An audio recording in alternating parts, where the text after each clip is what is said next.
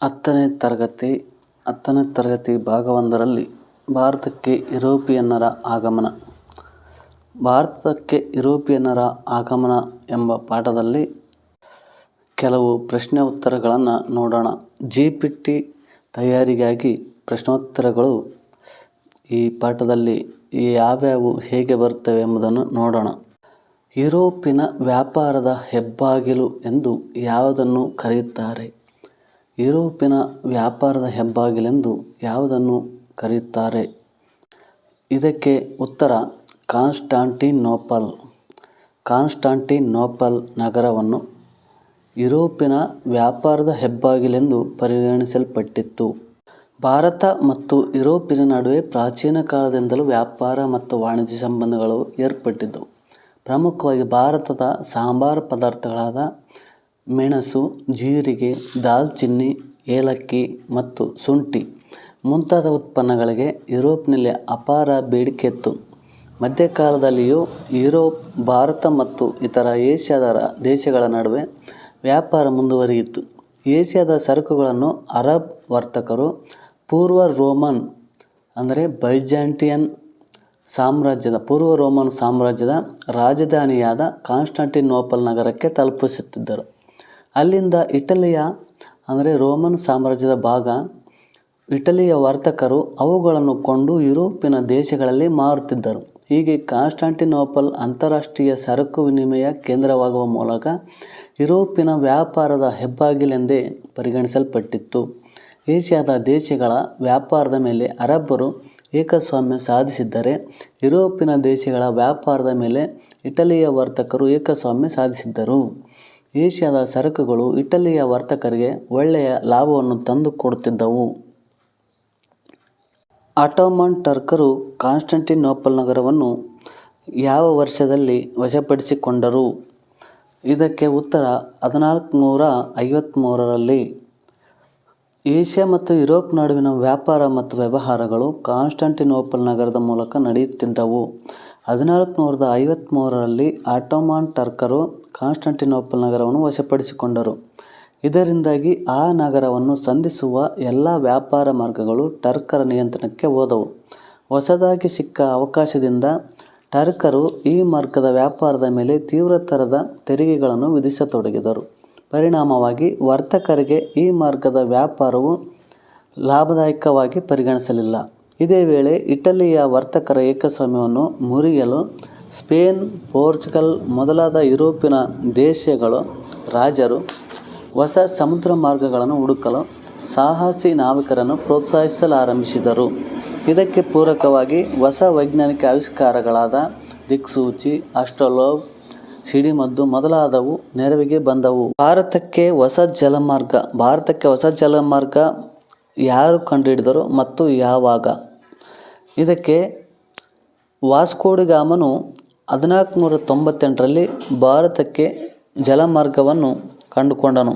ಭಾರತಕ್ಕೆ ಹೊಸ ಜಲಮಾರ್ಗ ಲಿಸ್ಬನ್ನಿಂದ ಹೊರಟ ಪೋರ್ಚುಗಲ್ ನಾವಿಕ ವಾಸ್ಕೋಡಗಾಮನು 1498ರಲ್ಲಿ ಭಾರತದ ಪಶ್ಚಿಮ ಕರಾವಳಿ ತೀರದ ಕಲ್ಲಿಕೋಟೆ ಸಮೀಪದ ಕಾಪಡ ಎಂಬಲ್ಲಿಗೆ ಬಂದು ತಲುಪಿದನು. ಆ ಮೂಲಕ ಭಾರತ ಮತ್ತು ಯುರೋಪ್ ನಡುವೆ ಹೊಸ ಜಲಮಾರ್ಗವನ್ನು ಕಂಡುಹಿಡಿಯುವಲ್ಲಿ ಯಶಸ್ವಿಯಾದನು. ವಾಸ್ಕೋಡಗಾಮನು ಕಂಡುಹಿಡಿದ ಈ ಜಲಮಾರ್ಗವು ಸುಮಾರು ವರ್ಷಗಳ ಕಾಲ ಭಾರತ ಮತ್ತು ಯುರೋಪ್ ನಡುವಿನ ವ್ಯಾಪಾರ ಮಾರ್ಗವಾಗಿ ಮಾರ್ಪಟ್ಟಿತು. ಹೀಗೆ ಭಾರತದೊಂದಿಗೆ ಮರು ವ್ಯಾಪಾರ ಸಂಬಂಧವನ್ನು ಸ್ಥಾಪಿಸಿದ ಯುರೋಪಿಯನ್ನರಲ್ಲಿ ಪೋರ್ಚುಗೀಸರು ಮೊದಲಿಗರಾಗಿದ್ದರು. ಸೂಯೆಜ್ ಕಾಲುವೆಯು ಯಾವ ಸಮುದ್ರಗಳ ನಡುವೆ ಮತ್ತು ಯಾವ ಪ್ರದೇಶದಲ್ಲಿ ನಿರ್ಮಿಸಿದರು? 1869ರಲ್ಲಿ ಕೆಂಪು ಸಮುದ್ರ ಮತ್ತು ಮೆಡಿಟರೇನಿಯನ್ ಸಮುದ್ರಗಳನ್ನು ಸಂಪರ್ಕಿಸುವಂತೆ ಭೂಮಿಯನ್ನು ಅಗೆದು ಹಡಗುಗಳ ಸಂಚಾರಕ್ಕೆ ಅನುಕೂಲವಾಗುವಂತೆ ಭಾರೀ ದೊಡ್ಡ ಗಾತ್ರದ ಕಾಲುವೆಯೊಂದನ್ನು ಈಜಿಪ್ಟ್ ಭೂಪ್ರದೇಶದಲ್ಲಿ ನಿರ್ಮಿಸಲಾಯಿತು. ಇದೇ ಪ್ರಸಿದ್ಧ ಸೂಯೆಜ್ ಕಾಲುವೆ. ಸೂಯೆಜ್ ಕಾಲುವೆ ನಿರ್ಮಾಣಗೊಳ್ಳುವವರೆಗೂ ವಾಸ್ಕೋಡಗಾಮ ಕಂಡುಹಿಡಿದ ಜಲಮಾರ್ಗವೇ ಭಾರತ ಮತ್ತು ಯುರೋಪ್ ನಡುವಿನ ವ್ಯಾಪಾರ ಮಾರ್ಗವಾಗಿತ್ತು. ಏಕೆಂದರೆ ವಾಸ್ಕೋಡಗಾಮನ ಮಾರ್ಗವಾಗಿ ಹೋಗುವ ನೌಕೆಗಳು ಆಫ್ರಿಕಾದ ದಕ್ಷಿಣ ತುದಿ ಕೇಪ್ ಆಫ್ ಗುಡ್ ಹೋಪನ್ನು ಬಳಸಿ ಹೋಗಬೇಕಾಗಿತ್ತು. ಭಾರತಕ್ಕೆ ಬಂದ ಮೊದಲ ಯುರೋಪಿಯನ್ನರು ಯಾರು? ಅವರು ಪೋರ್ಚುಗೀಸರು. ಜಲಮಾರ್ಗದ ಮೂಲಕ ವ್ಯಾಪಾರಕ್ಕಾಗಿ ಭಾರತಕ್ಕೆ ಬಂದ ಮೊಟ್ಟಮೊದಲ ಯುರೋಪಿಯನ್ನರೇ ಪೋರ್ಚುಗೀಸರು ಮತ್ತು ಭಾರತವನ್ನು ತೋರಿದ ಕೊನೆಯ ಯುರೋಪಿಯನ್ನರು ಎಂದರೆ ಅವರು ಕೂಡ ಪೋರ್ಚುಗೀಸರೇ ಆಗಿದ್ದಾರೆ. ವಾಸ್ಕೋ ಡಿ ಗಾಮನ ನಂತರ ಪೋರ್ಚುಗೀಸರ ಮೊಟ್ಟಮೊದಲ ವೈಸರಾಯಾಗಿ ಫ್ರಾನ್ಸಿಸ್ಕೋ ಡಿ ಅಲ್ಮೆಡಾ ಭಾರತಕ್ಕೆ ಬಂದನು. ಭೂಮಿಯ ಮೇಲಿನ ಆಧಿಪತ್ಯಕ್ಕೆ ಬದಲು ಸಮುದ್ರದ ಮೇಲಿನ ಏಕಸ್ವಾಮ್ಯಕ್ಕಾಗಿ ನೌಕಾಶಕ್ತಿಯನ್ನು ಬಲಪಡಿಸುವುದು ಅವನ ನೀಲಿ ನೀರಿನ ನೀತಿ ಎಂದು ಕರೆದರು. ಬ್ಲೂ ವಾಟರ್ ಪಾಲಿಸಿಯನ್ನು ಜಾರಿಗೆ ತಂದನು. ಅಲ್ಮೆಡಾನ ನಂತರ ಬಂದ ಅಲ್ಫಾನ್ಸೋ ಡಿ ಅಲ್ಬುಕರ್ಕ ಭಾರತದ ಪೋರ್ಚುಗೀಸ್ ಸಾಮ್ರಾಜ್ಯದ ನಿಜವಾದ ಸ್ಥಾಪಕನೆಂದು ಪ್ರಸಿದ್ಧನಾಗಿದ್ದಾನೆ. ಇವನು 1510ರಲ್ಲಿ ವಿಜಯಪುರದ ಸುಲ್ತಾನನಿಂದ ಗೋವಾವನ್ನು ಗೆದ್ದುಕೊಂಡು ಪೋರ್ಚುಗೀಸರ ಆಡಳಿತ ಕೇಂದ್ರವಾಗಿ ಪರಿವರ್ತಿಸಿದನು. ಮುಂದೆ ಒಂದು ಶತಮಾನ ಕಾಲ ಭಾರತದ ವ್ಯಾಪಾರದ ಮೇಲೆ ಪ್ರಶ್ನಾತೀತ ಏಕಸ್ವಾಮ್ಯವನ್ನು ಹೊಂದಿದ್ದ ಪೋರ್ಚುಗೀಸರು ಡಚ್ ಮತ್ತು ಇಂಗ್ಲಿಷರ ಆಗಮನದ ನಂತರ ರಾಜಕೀಯವಾಗಿ ಕಳೆಗುಂದಿದರು. ಇಲ್ಲಿ ನೀಲಿ ನೀರಿನ ನೀತಿಯನ್ನು ಜಾರಿಗೆ ತಂದವರು ಯಾರು ಎಂದು ಕ್ವಶನ್ ಕೇಳಲಾಗುತ್ತದೆ. ಆಗ ಫ್ರಾನ್ಸಿಸ್ಕೋ ಡಿ ಅಲ್ಮೆಡಾ ಎಂಬುದು ನಿಮ್ಮ ಉತ್ತರವಾಗಿರುತ್ತದೆ. ಅದೇ ರೀತಿ ಪೋರ್ಚುಗೀಸ್ ಸಾಮ್ರಾಜ್ಯದ ನಿಜವಾದ ಸ್ಥಾಪಕ ಯಾರು ಎಂದರೆ ಅವನು ಅಲ್ಫಾನ್ಸೋ ಡಿ ಅಲ್ಬುಕರ್ಕನು ಪೋರ್ಚುಗೀಸ್ ಸಾಮ್ರಾಜ್ಯದ ನಿಜವಾದ ಸ್ಥಾಪಕನೆಂದು ಪ್ರಸಿದ್ಧನಾಗಿದ್ದಾನೆ. ಡಚ್ಚರು ಯಾವ ದೇಶದವರು? ಡಚ್ಚರು ಹಾಲೆಂಡ್ ಅಥವಾ ನೆದರ್ಲ್ಯಾಂಡ್ ದೇಶದವರು. ಇವರು ಪೂರ್ವ ದೇಶಗಳಲ್ಲಿ ವ್ಯಾಪಾರ ನಡೆಸುವ ಉದ್ದೇಶದಿಂದ 1602ರಲ್ಲಿ ಯುನೈಟೆಡ್ ಈಸ್ಟ್ ಇಂಡಿಯಾ ಕಂಪನಿಯನ್ನು ಸ್ಥಾಪಿಸಿಕೊಂಡು ಭಾರತ ಮತ್ತು ಜಾವಾ, ಸುಮಾತ್ರಾ, ಇಂಡೋನೇಷ್ಯಾ ಮೊದಲಾದ ಪ್ರಸಿದ್ಧ ದ್ವೀಪಗಳಿಗೆ ಪ್ರವೇಶಿಸಿದರು. ಭಾರತದಲ್ಲಿ ಸೂರತ್, ಬ್ರೋಚ್, ಕ್ಯಾಂಬೆ, ಕೊಚ್ಚಿನ್, ನಾಗಪಟ್ಟಣ, ಮಚಲಿಪಟ್ಟಣ, ಚಿನ್ಸೂರ್ ಮೊದಲಾದ ಕಡೆಗಳಲ್ಲಿ ತಮ್ಮ ಕೋಟೆಗಳನ್ನು ಸ್ಥಾಪಿಸಿಕೊಂಡರು. ಆ ಮೂಲಕ ಪೋರ್ಚುಗೀಸರ ಏಕಸ್ವಾಮ್ಯವನ್ನು ಇವರು ಮುರಿದರು. 1729ರಿಂದ 1758ರವರೆಗೆ ವೈನಾಡ್ ಸಂಸ್ಥಾನವನ್ನು ಆಳಿದವರು ಯಾರು? ಇದಕ್ಕೆ ಉತ್ತರ ಮಾರ್ತಾಂಡವರ್ಮನು. 1729ರಿಂದ 1758ರವರೆಗೆ ವೈನಾಡ್ ಸಂಸ್ಥಾನವನ್ನು ಆಳಿದ ಮಾರ್ತಾಂಡವರ್ಮನು ತನ್ನ ಸುತ್ತಮುತ್ತಲಿನ ಸಂಸ್ಥಾನಗಳು ಮತ್ತು ಪರಕೀಯ ಡಚ್ಚರಿಂದ ತನ್ನ ಸಂಸ್ಥಾನವನ್ನು ರಕ್ಷಿಸಿದ. ತನ್ನ ರಾಜಧಾನಿಯನ್ನು ಪದ್ಮನಾಭಪುರದಿಂದ ತಿರುವನಂತಪುರಕ್ಕೆ ಸ್ಥಳಾಂತರಿಸಿದ. ಆತ ಕರಿಮೆಣಸಿನ ವ್ಯಾಪಾರದಲ್ಲಿ ಹಿಡಿತ ಸಾಧಿಸುತ್ತಿದ್ದ ಡಚ್ಚರನ್ನು ತಡೆಗಟ್ಟಿದ. ಕಾಯಂಕುಳಂ, ಕೊಚ್ಚಿ, ಪುರಕ್ಕಾಡ್ ಮತ್ತು ವಡುಕುಂಕೂರ್ ಸಂಸ್ಥಾನಗಳ ಜೊತೆಗೂಡಿ ಡಚ್ ಸೇನೆಯು ತಿರುವಾಂಕೂರಿನ ಮೇಲೆ ಆಕ್ರಮಣ ಮಾಡಿದಾಗ ಮಾರ್ತಾಂಡವರ್ಮನ ಪಡೆ ಡಚ್ ಕೂಟವನ್ನು ಸೋಲಿಸಿ ನೆಡುಮಂಗಡ ಮತ್ತು ಕೊಟ್ಟಾರಕರ ವ್ಯಾಪಾರಿ ಕೇಂದ್ರಗಳನ್ನು ವಶಪಡಿಸಿಕೊಂಡನು. ಯಾರ ಆಳ್ವಿಕೆಯಲ್ಲಿ ಕೊಚ್ಚಿ ವಿಶ್ವದ ಪ್ರಮುಖ ಸಾಂಬಾರ್ ಪದಾರ್ಥಗಳ ಕೇಂದ್ರವಾಗಿ ಗುರುತಿಸಲ್ಪಟ್ಟಿತ್ತು? ಯಾರ ಆಳ್ವಿಕೆಯಲ್ಲಿ ಕೊಚ್ಚಿ ವಿಶ್ವದ ಪ್ರಮುಖ ಸಾಂಬಾರ್ ಪದಾರ್ಥಗಳ ಕೇಂದ್ರವಾಗಿ ಗುರುತಿಸಲ್ಪಟ್ಟಿತ್ತು ಎಂದರೆ ಅದು ಮಾರ್ತಾಂಡವರ್ಮನ ಆಳ್ವಿಕೆಯಲ್ಲಿ. 1741ರಲ್ಲಿ ಡಚ್ ಈಸ್ಟ್ ಇಂಡಿಯಾ ಕಂಪನಿ ಕೊಟ್ಟಾರಕರ ಸಂಸ್ಥಾನವನ್ನು ಮುಂದಿಟ್ಟುಕೊಂಡು ತಿರುವಾಂಕೂರಿನ ಮೇಲೆ ಯುದ್ಧ ಸಾರಿತು. ಈ ಯುದ್ಧದಲ್ಲಿಯೂ ತಿರುವಾಂಕೂರು ಸೈನ್ಯ ಮೇಲುಗೈ ಸಾಧಿಸಿ ಡಚ್ಚರು ಅಪಾರ ಪ್ರಮಾಣದಲ್ಲಿ ನಷ್ಟವನ್ನು ಅನುಭವಿಸಬೇಕಾಯಿತು.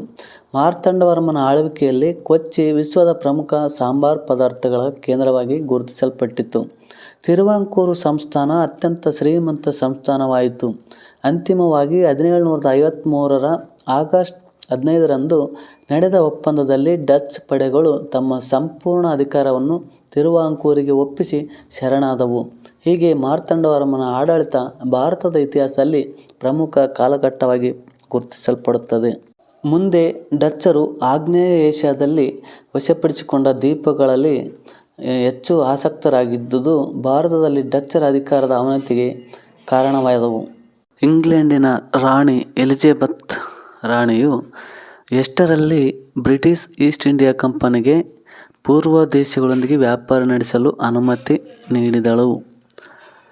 ಎಷ್ಟರಲ್ಲಿ ಅಂದರೆ 1600 ಡಿಸೆಂಬರ್ 31ರಂದು 15 ವರ್ಷಗಳ ಪರವಾನಗಿ ನೀಡಿದಳು.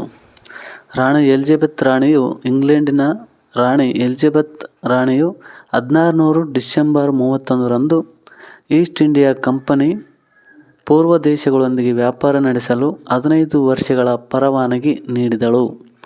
ಈ ಕಂಪನಿಯು 1613ರಲ್ಲಿ ಔಪಚಾರಿಕವಾಗಿ ವ್ಯಾಪಾರವನ್ನು ಆರಂಭಿಸಿತು. ಕಂಪನಿಗೆ ಭಾರತದಲ್ಲಿ ಮೊಘಲ್ ಸಾಮ್ರಾಟನಾದ ಜಹಾಂಗೀರನು ಸೂರತ್ನಲ್ಲಿ ಮೊದಲ ಫ್ಯಾಕ್ಟರಿ ಅಥವಾ ದಾಸ್ತಾನು ಮಳಿಗೆ ತೆರೆಯಲು ಫಾರ್ಮಾನ್ ಅಂದರೆ ಅನುಮತಿ ನೀಡಿದನು. 1617ರಲ್ಲಿ ಇಂಗ್ಲೆಂಡಿನ ರಾಜ 1ನೇ ಜೇಮ್ಸ್ನ ರಾಯಭಾರಿಯಾಗಿ ಜಹಾಂಗೀರನ ಆಸ್ಥಾನಕ್ಕೆ ಸರ್ ಥಾಮಸ್ ರೋವ್ ಬಂದನು. ಇವನು ಜಹಾಂಗೀರ್ನಿಂದ ಮೊಘಲ್ ಸಾಮ್ರಾಜ್ಯದ ಕೆಲವೆಡೆಗಳಲ್ಲಿ ಫ್ಯಾಕ್ಟರಿಗಳನ್ನು ಸ್ಥಾಪಿಸಲು ಅನುಮತಿ ಪಡೆದನು.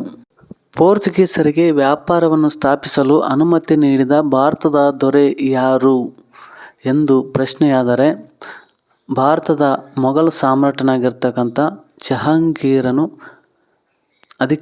ಅವರಿಗೆ ಕಂಪನಿಗೆ ಸ್ಥಾಪನೆ ಮಾಡಲು ಅನುಮತಿ ನೀಡಿದನು.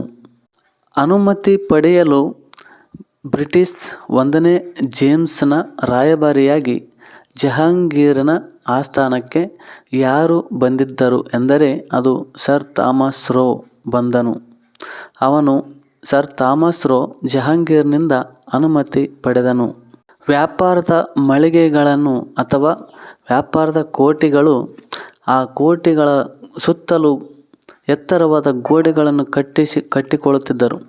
ಇವುಗಳನ್ನು ಫ್ಯಾಕ್ಟರಿ ಎಂದು ಕರೆದರು. ಇಂಗ್ಲಿಷರು ಆಗ್ರಾ, ಅಹಮದಾಬಾದ್ ಮತ್ತು ಬ್ರೋಚ್ಗಳಲ್ಲಿ ಫ್ಯಾಕ್ಟರಿಗಳನ್ನು ನಿರ್ಮಿಸಿದರು. 1639ರಲ್ಲಿ ಚಂದ್ರಗಿರಿಯ ರಾಜನಿಂದ ಮದ್ರಾಸ್ನಲ್ಲಿ ಭೂಮಿಯನ್ನು ಪಡೆದು ಸೇಂಟ್ ಜಾರ್ಜ್ ಫೋರ್ಟ್ ಎಂಬ ಬಲಿಷ್ಠ ಕೋಟೆಯನ್ನು ಕಟ್ಟಿದರು. ಮುಂದೆ ಇಂಗ್ಲೆಂಡಿನ ರಾಜಕುಮಾರ 2ನೇ ಚಾರ್ಲ್ಸನು ಬಾಂಬೆಯನ್ನು 1668ರಲ್ಲಿ ಕಂಪನಿಗೆ ವಾರ್ಷಿಕ 10 ಪೌಂಡುಗಳ ಬಾಡಿಗೆಗೆ ವಹಿಸಿಕೊಟ್ಟನು. ಇಂಗ್ಲಿಷರು ಮದ್ರಾಸಿನಲ್ಲಿ ಯಾವ ಕೋಟೆ ನಿರ್ಮಿಸಿದರು? ಚಂದ್ರಗಿರಿಯ ರಾಜನಿಂದ ಮದ್ರಾಸ್ನಲ್ಲಿ ಭೂಮಿಯನ್ನು ಪಡೆದಂಥ ಇಂಗ್ಲಿಷರು ಸೇಂಟ್ ಜಾರ್ಜ್ ಫೋರ್ಟ್ ಎಂಬ ಬಲಿಷ್ಠ ಕೋಟೆಯನ್ನು ಕಟ್ಟಿಸಿದರು. ಮದ್ರಾಸಿನಲ್ಲಿ ಯಾವ ಕೋಟೆಯನ್ನು ಕಟ್ಟಿದರು ಎಂದರೆ ಅದು ಸೇಂಟ್ ಜಾರ್ಜ್ ಫೋರ್ಟ್ ಎಂಬ ಕೋಟೆ. ಅದೇ ರೀತಿ ಕೋಲ್ಕತ್ತಾದಲ್ಲಿ ಫೋರ್ಟ್ ವಿಲಿಯಂ ಎಂಬ ಕೋಟೆಯನ್ನು ಕಟ್ಟಿದರು. ಸೇಂಟ್ ಜಾರ್ಜ್ ಎಂದರೆ ಮದ್ರಾಸಿನಲ್ಲಿ ಮತ್ತು ಫೋರ್ಟ್ ವಿಲಿಯಂ ಎಂಬ ಕೋಟೆ ಕಲ್ಕತ್ತಾದಲ್ಲಿ ಇಂಗ್ಲಿಷರು ಕೋಟೆಗಳನ್ನು ಕಟ್ಟಿದರು. ಕಲ್ಕತ್ತಾದಲ್ಲಿ ಬಂಗಾಳದ ರಾಜ್ಯಪಾಲನಿಂದ ಹೂಗ್ಲಿ ನದಿ ದಂಡೆಯ ಮೇಲೆ ಸುತನುತಿ, ಕಲ್ಕತ್ತಾ ಮತ್ತು ಗೋವಿಂದಪುರ ಎಂಬ 3 ಹಳ್ಳಿಗಳನ್ನು ಖರೀದಿಸಿದ ಇಂಗ್ಲಿಷರು ಫೋರ್ಟ್ ವಿಲಿಯಂ ಎಂಬ ಕೋಟೆಯನ್ನು ಕಟ್ಟಿದರು. ಇದರ ಸುತ್ತ ಬೆಳೆದ ನಗರವೇ ಕಲ್ಕತ್ತಾ ನಗರ. 17ನೇ ಶತಮಾನದ ಅತ್ಯಂತ ವೇಳೆಗೆ ಇಂಗ್ಲಿಷರು ಮದ್ರಾಸ್, ಬಾಂಬೆ ಮತ್ತು ಕಲ್ಕತ್ತಾಗಳನ್ನು ತಮ್ಮ ಪ್ರೆಸಿಡೆನ್ಸಿ ಕೇಂದ್ರಗಳನ್ನಾಗಿ ಮಾಡಿಕೊಂಡಿದ್ದರು. 18ನೇ ಶತಮಾನದ ಉತ್ತರಾರ್ಧದಲ್ಲಿ ಇಂಗ್ಲಿಷರು ಕಲ್ಕತ್ತಾವನ್ನು ತಮ್ಮ ರಾಜಧಾನಿಯನ್ನಾಗಿ ಮಾಡಿಕೊಂಡರು. ತಮ್ಮ ಅಧೀನದಲ್ಲಿದ್ದ ಪ್ರದೇಶಗಳಲ್ಲಿ ತಮ್ಮದೇ ನಾಗರಿಕ ಮತ್ತು ಅಪರಾಧ ಸಂಹಿತೆಗಳನ್ನು ಜಾರಿಗೆ ತಂದರು. ಫ್ರೆಂಚ್ ಈಸ್ಟ್ ಇಂಡಿಯಾ ಕಂಪನಿಯು ಯಾವಾಗ ಸ್ಥಾಪನೆಯಾಯಿತು? ಫ್ರೆಂಚ್ ಈಸ್ಟ್ ಇಂಡಿಯಾ ಕಂಪನಿಯು 1664ರಲ್ಲಿ ಸರ್ಕಾರಿ ಒಡೆತನದ ಕಂಪನಿಯಾಗಿ ಆರಂಭವಾಯಿತು. ಇದು 1668ರಲ್ಲಿ ತನ್ನ ಪ್ರಥಮ ವ್ಯಾಪಾರಿ ಕೋಟೆಯನ್ನು ಸೂರತ್ನಲ್ಲಿ ಆರಂಭಿಸಿತು. ನಂತರ ಮಚಲಿಪಟ್ಟಣ, ಚಂದ್ರನಗರ, ಮಾಹೆ, ಕಾರೈಕಲ್, ಕಾಸಿಂ ಬಜಾರ್, ಬಾಲಸೂರ್ಗಳಲ್ಲೂ ತಮ್ಮ ಕೇಂದ್ರಗಳನ್ನು ಮುಂದುವರಿಸಿತು. ಫ್ರೆಂಚರು 1674ರಲ್ಲಿ ವಾಲಿಕೊಂಡಪುರಂನ ಸ್ಥಳೀಯ ಮುಸ್ಲಿಂ ಅಧಿಕಾರಿಯಿಂದ ಪಡೆದರು. ಕ್ರಮೇಣ ಇದನ್ನೇ ದೊಡ್ಡ ವ್ಯಾಪಾರ ಕೇಂದ್ರವಾಗಿ ಮಾರ್ಪಡಿಸಿ ತಮ್ಮ ರಾಜಧಾನಿಯನ್ನಾಗಿ ಮಾಡಿಕೊಂಡರು. ಅದೇ ಇವಾಗ ಪುದುಚೇರಿ ಅಥವಾ ಪಾಂಡಿಚೇರಿ. ಇದು ಫ್ರೆಂಚರು ಭಾರತ ತೊರೆದು ಹೋಗುವವರೆಗೆ ಅವರ ರಾಜಧಾನಿಯಾಗಿತ್ತು. 1746ರಲ್ಲಿ ಪಾಂಡಿಚೇರಿಯ ಗವರ್ನರ್ ಆಗಿ ಬಂದ ಡೂಪ್ಲೆ ಎಂಬ ಮಹತ್ವಾಕಾಂಕ್ಷಿ ಅಧಿಕಾರಿಯು ದಕ್ಷಿಣ ಭಾರತದಲ್ಲಿ ಫ್ರೆಂಚರ ಆಧಿಪತ್ಯವನ್ನು ಸ್ಥಾಪಿಸಲು ಹವಣಿಸಿದನು. ಇದು ಇಂಗ್ಲಿಷರೊಡನೆ ಸಂಘರ್ಷಕ್ಕಿಳಿದು ಕರ್ನಾಟಿಕ್ ಯುದ್ಧಗಳಿಗೆ ಕಾರಣವಾಯಿತು. 3 ಕರ್ನಾಟಿಕ್ ಯುದ್ಧಗಳು ಯಾರ ಮಧ್ಯೆ ನಡೆದವು? 3 ಕರ್ನಾಟಿಕ್ ಯುದ್ಧಗಳು ಫ್ರೆಂಚರು ಮತ್ತು ಬ್ರಿಟಿಷರ ಮಧ್ಯೆ ನಡೆದವು. ಪೋರ್ಚುಗೀಸರು ಮತ್ತು ಡಚ್ಚರು 18ನೇ ಶತಮಾನದ ಮಧ್ಯಂತರದ ಹೊತ್ತಿಗೆ ಬ್ರಿಟಿಷರು ಮತ್ತು ಫ್ರೆಂಚರ ಪೈಪೋಟಿಯನ್ನು ಎದುರಿಸಲಾಗದೆ ಭಾರತದ ರಾಜಕೀಯ ರಂಗದಿಂದ ಹಿಂದೆ ಸರಿದರು. ಅಂತಿಮವಾಗಿ ಕಣದಲ್ಲಿ ಉಳಿದ ಬ್ರಿಟಿಷರು ಮತ್ತು ಫ್ರೆಂಚರು ದಕ್ಷಿಣ ಭಾರತದಲ್ಲಿ ತಮ್ಮ ರಾಜಕೀಯ ಪ್ರಭಾವವನ್ನು ಉಳಿಸಿಕೊಳ್ಳುವ ಸಲುವಾಗಿ ಶಕ್ತಿ ಪ್ರದರ್ಶನಕ್ಕೆ ಮುಂದಾದರು. ಇದೇ ಸಂದರ್ಭದಲ್ಲಿ ಹೈದರಾಬಾದ್ ಸಂಸ್ಥಾನ ಮತ್ತು ಕರ್ನಾಟಿಕ್, ತಮಿಳುನಾಡಿನ ಪೂರ್ವ ಭಾಗ, ಹೈದರಾಬಾದ್ ಸಂಸ್ಥಾನ ಮತ್ತು ಕರ್ನಾಟಿಕ್ ಪ್ರಾಂತ್ಯದಲ್ಲಿನ ರಾಜಕೀಯ ಅಸ್ಥಿರತೆ ಲಾಭ ಪಡೆಯಲು ಫ್ರೆಂಚರು ಮತ್ತು ಬ್ರಿಟಿಷರು ಪ್ರಯತ್ನಿಸಿದರು. ಅದರ ಪರಿಣಾಮವಾಗಿಯೇ 3 ಕರ್ನಾಟಿಕ್ ಯುದ್ಧಗಳು ನಡೆದವು. ಹೈದರಾಬಾದ್ ಸಂಸ್ಥಾನವನ್ನು ಸ್ಥಾಪಿಸಿದವರು ಯಾರು? ಹೈದರಾಬಾದ್ ಸಂಸ್ಥಾನವನ್ನು ಸ್ಥಾಪಿಸಿದವರು ಅಸಫ್ ಜಾ. 1724ರಲ್ಲಿ ಹೈದರಾಬಾದ್ ಸಂಸ್ಥಾನವನ್ನು ಅಸಫ್ ಜಾ ಎಂಬುವನು ಸ್ಥಾಪಿಸಿದನು. ಇವನ ಅಧೀನದಲ್ಲಿ ಕರ್ನಾಟಿಕ್ ಪ್ರಾಂತ್ಯವನ್ನು ಆಳುತ್ತಿದ್ದ ದೋಸ್ತ್ ಅಲಿ ಎಂಬಾತನು ಅಸಫ್ ಜಾಗೆ ನಿಷ್ಠನಾಗಿರಲಿಲ್ಲ. 1740ರಲ್ಲಿ ಮರಾಠರು ಕರ್ನಾಟಿಕ್ ಪ್ರಾಂತ್ಯವನ್ನು ಲೂಟಿ ಮಾಡಿ ದೋಸ್ತ್ ಅಲಿಯನ್ನು ಕೊಂದು ಅವನ ಅಳಿಯ ಚಂದಾ ಸಾಹೇಬನನ್ನು ಸತಾರಾದಲ್ಲಿ ಸೆರೆಯಲ್ಲಿಟ್ಟರು. ಆಗ ಅಸಫ್ ಜಾ ತನ್ನ ನಂಬಿಕಸ್ಥ ವ್ಯಕ್ತಿಯಾದ ಅನ್ವರುದ್ದೀನನನ್ನು ಕರ್ನಾಟಿಕ್ನ ನವಾಬನನ್ನಾಗಿ ನೇಮಿಸಿದನು. ಮೊದಲ ಕರ್ನಾಟಕ ಯುದ್ಧ ಯಾವಾಗ ನಡೆಯಿತು? ಮೊದಲನೇ ಕರ್ನಾಟಕ ಯುದ್ಧ ಯಾವಾಗ ನಡೆಯಿತು ಮತ್ತು ಯಾರ ಮಧ್ಯೆ ನಡೆಯಿತು ಮತ್ತು ಫ್ರೆಂಚರ ಮುಖ್ಯಸ್ಥರು ಯಾರು, ಬ್ರಿಟಿಷರ ಮುಖ್ಯಸ್ಥರು ಯಾರು ಮತ್ತು ಯಾವ ಒಪ್ಪಂದದೊಂದಿಗೆ ಅಂತ್ಯವಾಯಿತು ಎಂಬುದನ್ನು ಈಗ ತಿಳಿಯೋಣ. ಮೊದಲ ಕರ್ನಾಟಕ ಯುದ್ಧ 1746ರಿಂದ 1748ರವರೆಗೆ ನಡೆಯಿತು. ಫ್ರೆಂಚರು ಮತ್ತು ಬ್ರಿಟಿಷರ ಮಧ್ಯೆ ನಡೆದ ಮೊದಲನೇ ಕರ್ನಾಟಕ ಯುದ್ಧ ಡೂಪ್ಲೆಯ ಕೋರಿಕೆಯ ಮೇರೆಗೆ ಫ್ರೆಂಚನ ಸೇನಾ ಮುಖ್ಯಸ್ಥನು ಮಾರಿಷಸ್ನಿಂದ ಬಂದ ಬ್ರಿಟಿಷರಿಂದ ಮದ್ರಾಸನ್ನು ವಶಪಡಿಸಿಕೊಂಡಂಥ ಲಾಬೋರ್ಡ ನಾಯಿಸ್ ಎಂಬ ಫ್ರೆಂಚ್ ಸೇನಾ ಮುಖ್ಯಸ್ಥ. ಡೂಪ್ಲೆಯ ಕೋರಿಕೆಯ ಮೇರೆಗೆ ಲಾಬೋರ್ಡ ನಾಯಿಸ್ ಎಂಬ ಫ್ರೆಂಚ್ ಸೇನಾ ಮುಖ್ಯಸ್ಥನು ಮಾರಿಷಸ್ನಿಂದ ಬಂದು ಬ್ರಿಟಿಷರಿಂದ ಮದ್ರಾಸನ್ನು ವಶಪಡಿಸಿಕೊಂಡನು. ಅಸಹಾಯಕರಾದ ಬ್ರಿಟಿಷರು ಕರ್ನಾಟಿಕ್ ನವಾಬನಾದ ಅನ್ವರುದ್ದೀನನಲ್ಲಿ ಮೊರೆ ಇಟ್ಟರು. ಮದ್ರಾಸ್ನಿಂದ ಫ್ರೆಂಚರನ್ನು ಹೊರಗಟ್ಟಲು ಅನ್ವರುದ್ದೀನ್ ಕಳುಹಿಸಿಕೊಟ್ಟ ಸೇನೆಯು ಸೋತಿತು. ಕೊನೆಗೆ ಲಾಬೋರ್ಡ ನಾಯಿಸ್ ಡೂಪ್ಲೆಗೆ ತಿಳಿಸದೆ ಬ್ರಿಟಿಷರಿಂದ ಹಣ ಪಡೆದು ಮದ್ರಾಸನ್ನು ಬಿಟ್ಟುಕೊಟ್ಟು ಮಾರಿಷಸ್ಗೆ ಹೊರಟು ಹೋದನು. ಇದರಿಂದ ಕೋಪಗೊಂಡ ಡೂಪ್ಲೆಯು ಮದ್ರಾಸನ್ನು ಮತ್ತೆ ಪಡೆಯುವ ವಿಫಲ ಪ್ರಯತ್ನ ನಡೆಸಿದನು. ಅಂತಿಮವಾಗಿ ಈ ಯುದ್ಧವು ಯುರೋಪಿನಲ್ಲಿ ಫ್ರಾನ್ಸ್ ಮತ್ತು ಇಂಗ್ಲೆಂಡಿನ ನಡುವೆ ಆದ ಎಕ್ಸ್ಲಾ ಚಾಪೆಲ್ ಒಪ್ಪಂದದೊಂದಿಗೆ ಮುಕ್ತಾಯವಾಯಿತು. ಹೈದರಾಬಾದ್ ಸಂಸ್ಥಾನದ ಅಧಿಕಾರಕ್ಕಾಗಿ ಯಾರ್ಯಾರ ಮಧ್ಯೆ ಜಗಳಗಳಾದವು? ಹೈದರಾಬಾದ್ ಸಂಸ್ಥಾನದ ನಿಜಾಮನಾದ ಅಸಫ್ ಜಾ 1748ರಲ್ಲಿ ಮರಣ ಹೊಂದಿದನು. ಅದರ ಸಿಂಹಾಸನಕ್ಕಾಗಿ ಅವನ ಮಗನಾದ ನಾಸಿರ್ ಜಂಗ್ ಮತ್ತು ಅವನ ಮಗಳ ಮಗನಾದ ಮುಜಫರ್ ಜಂಗ್ ನಡುವೆ ಕಲಹ ಆರಂಭವಾಯಿತು. ಅತ್ತ ಕರ್ನಾಟಕದಲ್ಲಿ ಮರಾಠರ ಸೆರೆಯಿಂದ ಬಿಡುಗಡೆಗೊಂಡ ಚಂದಾ ಸಾಹೇಬ್ ಮತ್ತು ಅನ್ವರುದ್ದೀನನ ನಡುವೆ ಸಿಂಹಾಸನಕ್ಕಾಗಿ ಕಿತ್ತಾಟ ಆರಂಭವಾಯಿತು. ಆಗ ಫ್ರೆಂಚರು ಹೈದರಾಬಾದಿನಲ್ಲಿ ಮುಜಫರ್ ಜಂಗನಿಗೂ ಕರ್ನಾಟಕ್ನಲ್ಲಿ ಚಂದಾ ಸಾಹೇಬನಿಗೂ ಬೆಂಬಲ ನೀಡಿದರು. ಇದಕ್ಕೆ ಪ್ರತಿಯಾಗಿ ಬ್ರಿಟಿಷರು ನಾಸಿರ್ ಜಂಗ್ ಮತ್ತು ಅನ್ವರುದ್ದೀನನ ಬೆಂಬಲಕ್ಕೆ ನಿಂತರು. 1749ರಲ್ಲಿ ಚಂದಾ ಸಾಹೇಬ, ಮುಜಫರ್ ಜಂಗ್ ಮತ್ತು ಫ್ರೆಂಚರ ಪಡೆಗಳು ಒಂದಾಗಿ ಅನ್ವರುದ್ದೀನನನ್ನು ಅಂಬೂರ್ ಕದನದಲ್ಲಿ ಕೊಂದರು. ಪರಿಣಾಮವಾಗಿ ಚಂದಾ ಸಾಹೇಬ ಕರ್ನಾಟಕ್ನ ನವಾಬನಾದನು. ಅನ್ವರುದ್ದೀನನ ಮಗನಾದ ಮುಹಮ್ಮದ್ ಅಲಿಯು ಬ್ರಿಟಿಷರ ನೆರವಿನಿಂದ ತಿರುಚನಾಪಳ್ಳಿಯಲ್ಲಿ ನೆಲೆ ನಿಂತನು. ಅತ್ತ ಹೈದರಾಬಾದಿನಲ್ಲಿ ಮುಜಫರ್ ಜಂಗನು ಚಂದಾ ಸಾಹೇಬ ಮತ್ತು ಫ್ರೆಂಚರ ಸಹಾಯದಿಂದ ನಾಸಿರ್ ಜಂಗನನ್ನು ಕೊಂದು ನಿಜಾಮನಾದರು. ಸ್ವಲ್ಪ ದಿನಗಳಲ್ಲಿಯೇ ಹತ್ಯೆಗೀಡಾದನು. ನಿಜಾಮನು ಯಾರೆಂದರೆ ನಾಸಿರ್ ಜಂಗನನ್ನು ಕೊಂದು ನಿಜಾಮನಾದ ಚಂದಾ ಸಾಹೇಬ ಕೆಲವು ದಿನಗಳಲ್ಲಿ ಹತ್ಯೆಗೀಡಾದನು. ಅವನ ಸ್ಥಾನಕ್ಕೆ ಫ್ರೆಂಚರು ಅಸಫ್ ಜಾನ ಇನ್ನೊಬ್ಬ ಮಗನಾದ ಸಲಾಬತ್ ಜಂಗನನ್ನು ನಿಜಾಮನಾಗಿ ಮಾಡಿದರು. ನಂತರ ಎರಡನೇ ಕರ್ನಾಟಕ ಯುದ್ಧ ಯಾವಾಗ ನಡೆಯಿತು ಮತ್ತು ಯಾರ ಮಧ್ಯೆ ನಡೆಯಿತು, ಅದು ಹೇಗೆ ನಡೆಯಿತು ಎಂಬುದನ್ನು ತಿಳಿಯೋಣ. ಎರಡನೇ ಕರ್ನಾಟಕ ಯುದ್ಧ 1749ರಿಂದ 1754ರಲ್ಲಿ ನಡೆಯಿತು. ಬದಲಾದ ಸನ್ನಿವೇಶದಲ್ಲಿ ಫ್ರೆಂಚರು ಅಸಫ್ ಜಾನ ಮತ್ತೊಬ್ಬ ಮಗನಾದ ಸಲಾಬತ್ ಜಂಗನನ್ನು ಹೈದರಾಬಾದಿನ ನಿಜಾಮನನ್ನಾಗಿ ಮಾಡಿದರು. ಅವನ ರಕ್ಷಣೆಗಾಗಿ ಆಸ್ಥಾನದಲ್ಲಿ ಫ್ರೆಂಚರು ತಮ್ಮ ಸೈನ್ಯ ಸಮೇತ ಬುಸ್ಸಿ ಎಂಬ ಅಧಿಕಾರಿಯನ್ನು ನೇಮಿಸಿದ್ದರು. ಮತ್ತೊಂದು ಕಡೆ ಫ್ರೆಂಚರ ಬೆಂಬಲದಿಂದ ಚಂದಾ ಸಾಹೇಬನು ಕರ್ನಾಟಕನ ನವಾಬನಾಗಿದ್ದನು.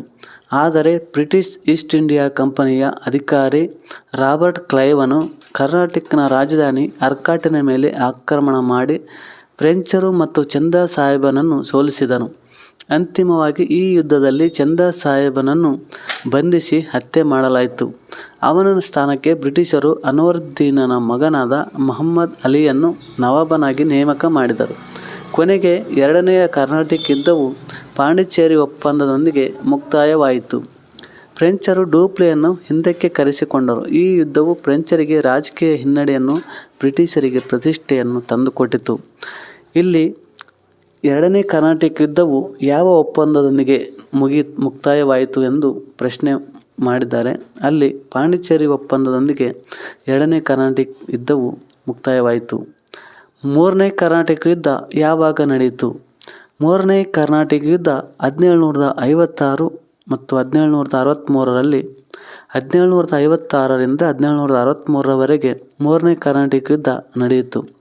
ಅದು ಫ್ರೆಂಚರ ಕೌಂಟ್ ಡಿ ಲ್ಯಾಲಿಯು 1760ರಲ್ಲಿ ವಾಂಡಿವಾಸ್ ಕೋಟೆಗೆ ಮುತ್ತಿಗೆ ಹಾಕಲು ಪ್ರಯತ್ನಿಸಿದನು. ಈ ನಿರ್ಣಾಯಕ ವಾಂಡಿವಾಸ್ ಕದನದಲ್ಲಿ ಬ್ರಿಟಿಷ್ ಸೇನಾಧಿಕಾರಿ ಸರ್ ಐರ್ ಕೂಟನು ಫ್ರೆಂಚರನ್ನು ಸೋಲಿಸಿದನಲ್ಲದೆ ಬುಸ್ಸಿಯನ್ನು ಸೆರೆ ಹಿಡಿದನು. ಲ್ಯಾಲಿಯು ತಪ್ಪಿಸಿಕೊಂಡು ಪಾಂಡಿಚೇರಿಯಲ್ಲಿ ತಲೆಮರೆಸಿಕೊಂಡನು. ಅಂತಿಮವಾಗಿ ಐರ್ ಕೂಟನು ಪಾಂಡಿಚೇರಿಗೂ ಮುತ್ತಿಗೆ ಹಾಕಿದಾಗ ಲ್ಯಾಲಿಯು 1761ರಲ್ಲಿ ಬೇಷರತ್ತಾಗಿ ಶರಣಾದನು. ಕರ್ನಾಟಿಕ್ ಯುದ್ಧಗಳ ಪರಿಣಾಮವಾಗಿ ಫ್ರೆಂಚರು ಭಾರತದಲ್ಲಿ ತಮ್ಮ ಎಲ್ಲ ನೆಲೆಗಳನ್ನು ಕಳೆದುಕೊಂಡರು. ಆದಾಗ್ಯೂ 1763ರಲ್ಲಿ ನಡೆದ ಪ್ಯಾರಿಸ್ ಒಪ್ಪಂದದ ಪ್ರಕಾರ ಫ್ರೆಂಚರಿಗೆ ಪಾಂಡಿಚೇರಿಯನ್ನು ಹಿಂತಿರುಗಿಸಲಾಯಿತು. ಈ ಬೆಳವಣಿಗೆಗಳೊಂದಿಗೆ ದಕ್ಷಿಣ ಭಾರತದಲ್ಲಿ ಫ್ರೆಂಚರು ಮೂಲೆ ಗುಂಪಾದರು. ಹೀಗೆ ಬ್ರಿಟಿಷರು ತಮ್ಮ ಇತರ ಯುರೋಪಿಯನ್ ಪ್ರತಿಸ್ಪರ್ಧಿಗಳನ್ನು ದಮನ ಮಾಡಿ ದಕ್ಷಿಣ ಭಾರತವನ್ನು ಗೆಲ್ಲುವ ಕಾರ್ಯದಲ್ಲಿ ಮಗ್ನರಾದರು. ರಾಬರ್ಟ್ ಕ್ಲೈವನು ಭಾರತದಲ್ಲಿ ಬ್ರಿಟಿಷ್ ಅಧಿಕಾರವನ್ನು ಕಟ್ಟಿದ ಪ್ರಥಮ ಅಧಿಕಾರಿ ರಾಬರ್ಟ್ ಕ್ಲೈವ್ ಆಗಿದ್ದಾನೆ. ಈತನು ಈಸ್ಟ್ ಇಂಡಿಯಾ ಕಂಪನಿಯಲ್ಲಿ ಕಾರಕೋನನಾಗಿ ಸೇವೆಗೆ ಸೇರಿದ್ದನು. ಕರ್ನಾಟಿಕ್ ಯುದ್ಧದಲ್ಲಿ, ಅದರಲ್ಲೂ ಅರ್ಕಾಟ್ನ ಮುತ್ತಿಗೆಯಲ್ಲಿ ಬಹುಮುಖ್ಯ ಪಾತ್ರವನ್ನು ನಿರ್ವಹಿಸಿ ಬ್ರಿಟಿಷರ ವಿಜಯಕ್ಕೆ ಕಾರಣನಾದವನು. ದಕ್ಷಿಣ ಭಾರತದಲ್ಲಿ ಬ್ರಿಟಿಷರ ಅಸ್ತಿತ್ವ ಸ್ಥಾಪಿಸುವಲ್ಲಿ ಸಫಲನಾದ ಈತ ಬಂಗಾಳದ ವಿಜಯಕ್ಕೂ ಕಾರಣನಾದನು. 1757ರ ಪ್ಲಾಸಿ ಕದನದ ವಿಜಯದಿಂದಾಗಿ ಬಂಗಾಳದ ನವಾಬನ ಮೇಲೆ ಹಿಡಿತವನ್ನು ಸಾಧಿಸಿದನು. ಇದರಿಂದ ಅಪಾರ ಸಂಪತ್ತನ್ನು ಕ್ಲೈವನು ಸಂಪಾದಿಸಿದ್ದಲ್ಲದೆ ಬ್ರಿಟಿಷ್ ಈಸ್ಟ್ ಇಂಡಿಯಾ ಕಂಪನಿಗೂ ಲಾಭವನ್ನು ತಂದುಕೊಟ್ಟನು. ಅಪಾರ ಸಂಪತ್ತಿನಿಂದ ಇಂಗ್ಲೆಂಡಿಗೆ ಹಿಂದಿರುಗಿದ ಕ್ಲೈವನು ಸಂಸತ್ತಿನ ಸದಸ್ಯನಾಗಿ ಸಹ ನೇಮಕಗೊಂಡನು.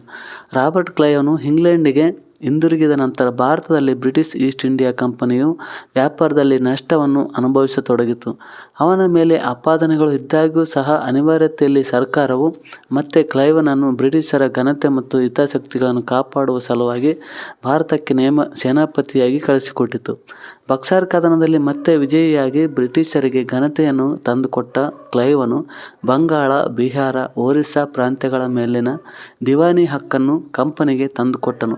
ಇದರಿಂದ ಮತ್ತೆ ಸಂಪತ್ತನ್ನು ತನಗೂ ಮತ್ತು ಬ್ರಿಟಿಷ್ ಈಸ್ಟ್ ಇಂಡಿಯಾ ಕಂಪನಿಗೆ ದೊರಕಿಸಿಕೊಂಡು 1767ರಲ್ಲಿ ಇಂಗ್ಲೆಂಡ್ಗೆ ಹಿಂದಿರುಗಿದನು.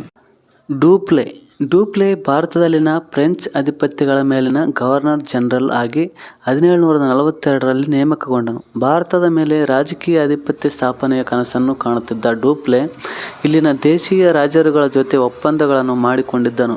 ಡೂಪ್ಲೆ ಕಟ್ಟಿದ ದೇಶೀ ಸೇನೆಯಿಂದಲೇ ಹೈದರ್ ಅಲಿಯು ಸಹ ತರಬೇತಿ ಪಡೆದಿದ್ದನು. ಬ್ರಿಟಿಷರಿಗೆ ಡೂಪ್ಲೆಯು ತಮ್ಮ ಆಧಿಪತ್ಯ ಸ್ಥಾಪನೆಗೆ ಸವಾಲಾಗಿ ಕಂಡಿದ್ದನು.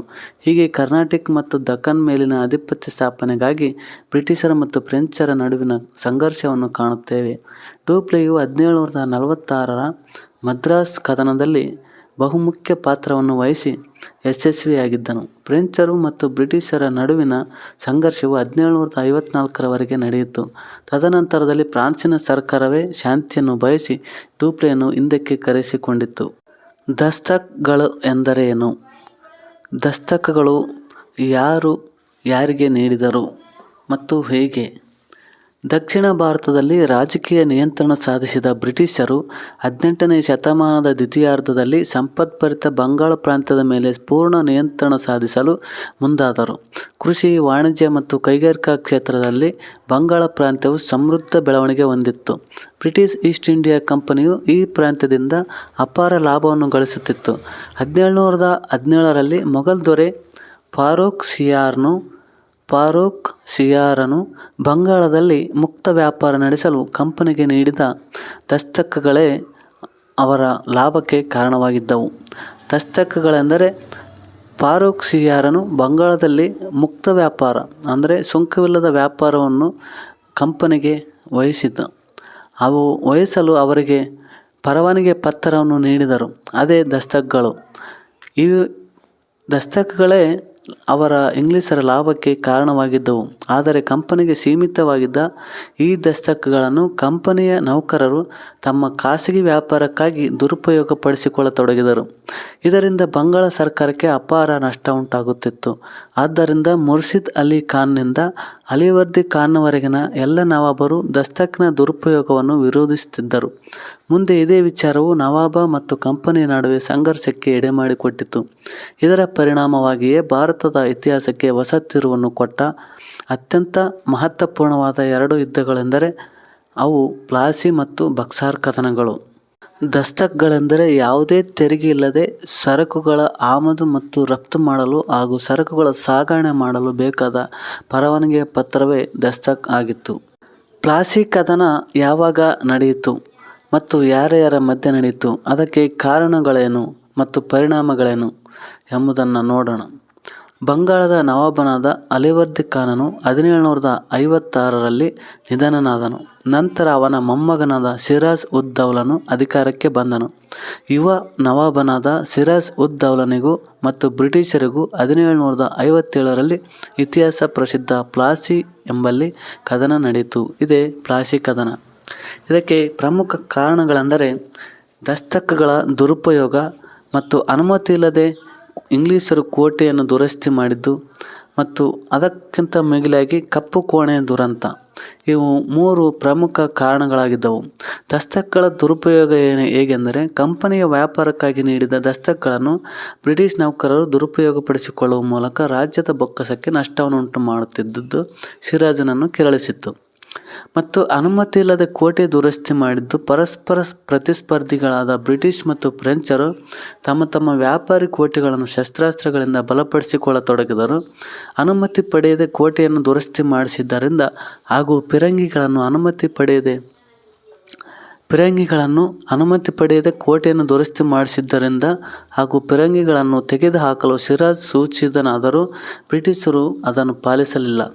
ಇದರಿಂದ ಸಿರಾಜನು ಆಕ್ರೋಶಗೊಂಡನು ಮತ್ತು ಕಪ್ಪು ಕೋಣೆ ದುರಂತ. ಆಗ ಸಿರಾಜನು ಬ್ರಿಟಿಷರ ಫೋರ್ಟ್ ವಿಲಿಯಂ ಕೋಟೆಯನ್ನು ಸುಲಭವಾಗಿ ಗೆದ್ದು ಕೆಲವರನ್ನು ಸೆರೆ ಹಿಡಿದನು.